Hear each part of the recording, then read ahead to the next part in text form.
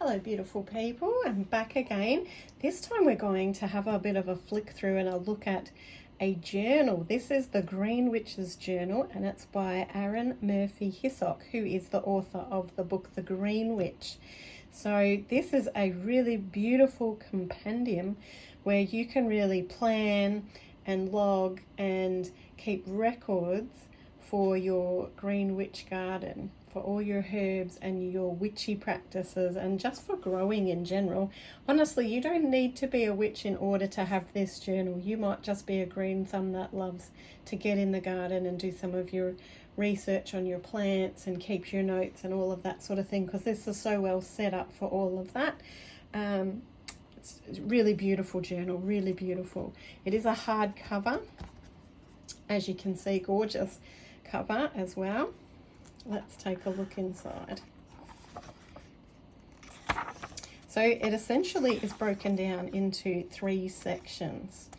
So section 1 is about getting your garden started. And so she actually gives you a lot of information. This is like the reading portion essentially of your journal, about getting to know your environment, making a plan for having your garden and how you're going to work it.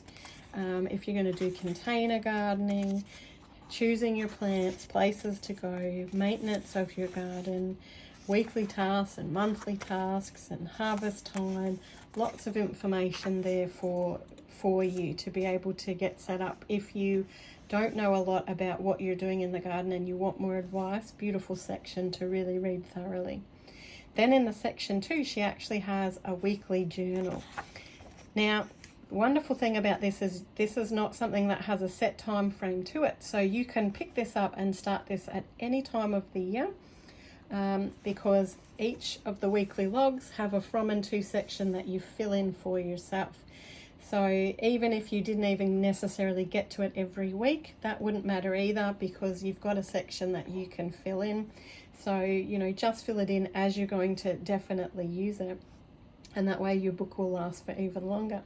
So as you can see, we've got astrological notes, we've got to-do items, observations, temperatures, rainfalls, and daily notes, which is broken down to each day of the week as well, so that you can record anything that you've done or that you plan to do or anything like that that feels relevant to you. So you can kind of really make it your own.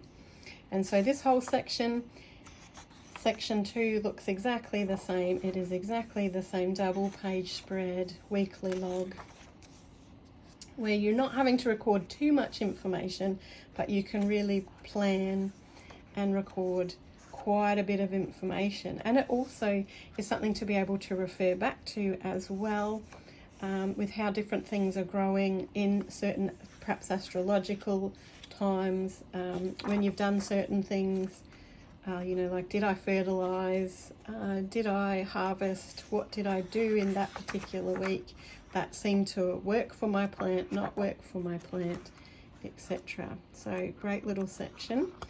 Then we jump into the section 3, which is about your garden plants. So this is about creating your own record and being able to research, but also be able to write some of your own observations and things for yourself too. So there's a spot there where you can put a photo, you can do your research of the whatever plant it is you want, so it's not set to having to be certain plants or certain herbs.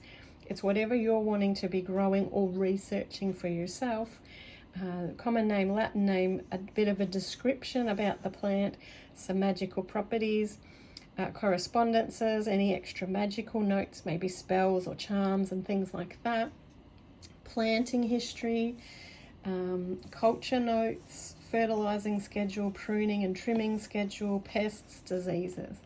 So this whole section, a little like the second section, it's a double page spread that is exactly the same, but loads of room for you to really be able to dive in and research and explore and grow and keep wonderful records of all the different herbs and plants that you're growing or that you're wanting to grow, and perhaps are going to research first before you actually put them in the garden or go look for them. So that whole section is exactly the same. Like I said, it's a really lovely journal. It would be a really beautiful way to be recording all your notes for your garden, or doing your research on your plants and having all that information in the same place. So then, you know, you've researched about a particular plant and then you maybe plant it, and so then you're recording in your weekly logs when you've planted that particular plant and any observations that you might have. And so you've got all your records in one place and in one beautiful place. That would be easy to maintain and come back to for sure.